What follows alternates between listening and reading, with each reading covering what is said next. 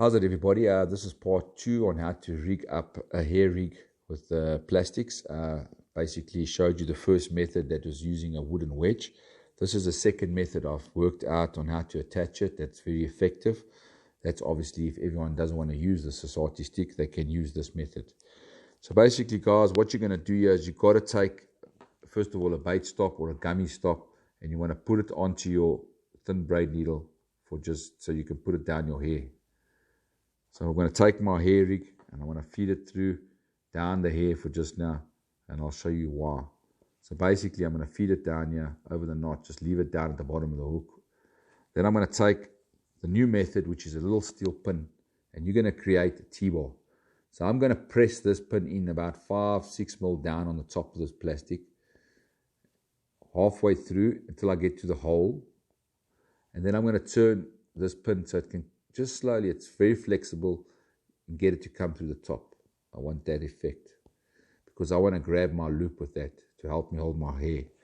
Then I'm going to take my hair rig and I'm going to connect it to this plastic. So I'm going to push my braid needle through the hole and I'm going to pull my hair up through this plastic, grab the loop, and then just slide it over. Once it comes through, you've got to take it and push it over the pin. In other words, you're going to loop it over the pin like that. Once it's over the pin, you're just going to pull on your hook and pull that into the hole. So now the loop is inside the hole, holding onto the pin. Very simple. Is what you do is now you slowly reverse this pin back until it becomes straight. It'll automatically shoot straight.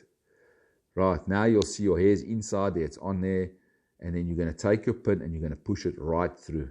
You want to push it right through, and I'll explain why. Once it's through there, just nudge it a bit more so you can get it deeper in, and it's flush almost on the side. You take your side cutters, and you're going to cut the remaining pin off. Cover your eyes, shoot it off, throw your pin away. Right, now you're left with that. 2 little shiny pieces on either side. So now you're going to reverse this pin. You grab where you started and pull it back. Pull it back, and keep your hair towards the side you're pulling, and you slowly pull this pin back. Just as you look down the center of the hole, you will see the pin just come through the one side. You don't want it to come right out because then you're going to lose your hair. Now you've got that. So now you're going to cut this little piece off. Right, so now you see that side's got nothing. This side's still got something. So what I do is I take my little society stick or blunt object and I nudge this back in. Nudge it in, so you'll see now I have nothing showing on either side of this plastic. Nothing. You will find a small little prick hole on either side, very faint. What you do, that's your guideline to help you press and remove this pin and change your bait. So you'll apply pressure there and eventually that pin will come out like a splinter or something. You nudge it out. That's when you only want to change this. So I'm left with that, fishing that thing basically on its own. I haven't got a pop-up on it. Obviously, I like to put a bait stop on the end there to help me plug the hole at the same time, hold a pop-up. And that is the reason why it's important to have that. So what I've worked out is before you do this, you just measure the depth of this thing. Put a society stick in there, right? Cut it down to a certain point so that you plug this hole nicely. Because I discovered if this hole's open, you're going to get a little nibbles on that thing and it's going to be a problem. So you can cut that thing to the right depth so it's bumping up against the pin. It's closing the hole at the same time. Now we're going to put a pop-up on here. It's going to be very simple. I'm going to push my braid needle through the actual bait stop or gummy stop up into the plastic and just keep your finger on top. You can take that wedge out for now while you're doing it. Just keep it aside. And you come through. You should have something that looks like that. Now I'm going to take my pop-up and I'm going to tie it on nicely. I'm going to pull it down, push everything up so everything comes through. Push, push, push.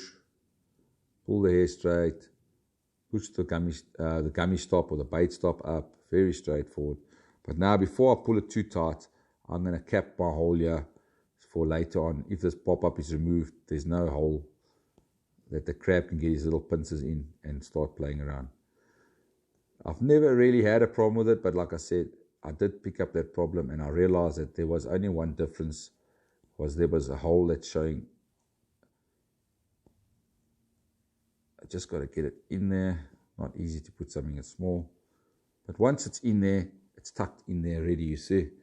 And I'm just going to pull down my bait floss, and that'll hold that in place. Just get it nice and straight.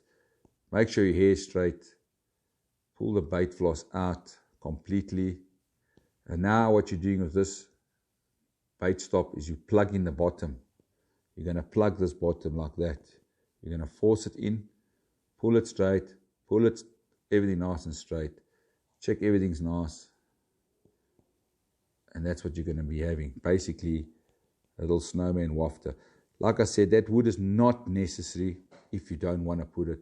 Like I said, I didn't get too many problems with it, but I do think that if there's a place where a crab can grab, he will grab it.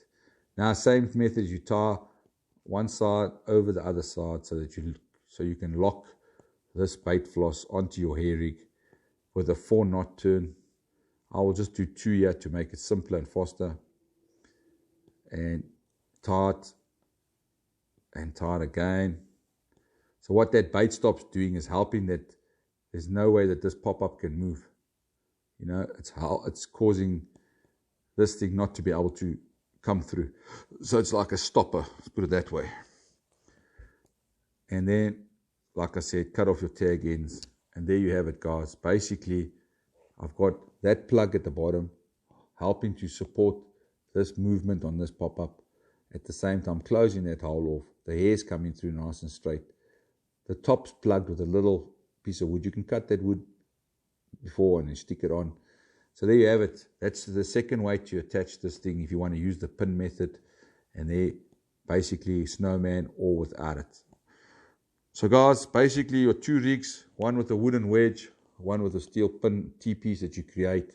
And then basically I will show you in the next video how to tie this rig to a swivel, which is a spinner rig, or let's call it a Ronnie rig. So what I'm saying is, if you have a look at this plastic, I didn't plug this with a piece of wood in any way. And I don't know if you can see, there's such minor damage to the top of it. You know, it's very little scratches. It looked like he had his little pincers in there and he was nibbling away in that hole. So if I close that hole, it's just going to make it harder for him to get any access to this plastic. Maybe I'm too paranoid, but, you know, like I said, rather try and be more effective by closing up opportunities for the crab to get to this plastic and let it last as long as it can. So anyway, guys, watch the next video on the spinner rig, and hopefully you can understand how to rig it up on that rig. Very simple as well. Also using a pin, creating a pin T-bar type of thing, and obviously you can still tie up a pop-up on it if you want. Anyway, thanks very much for watching, and keep a lookout for the other video.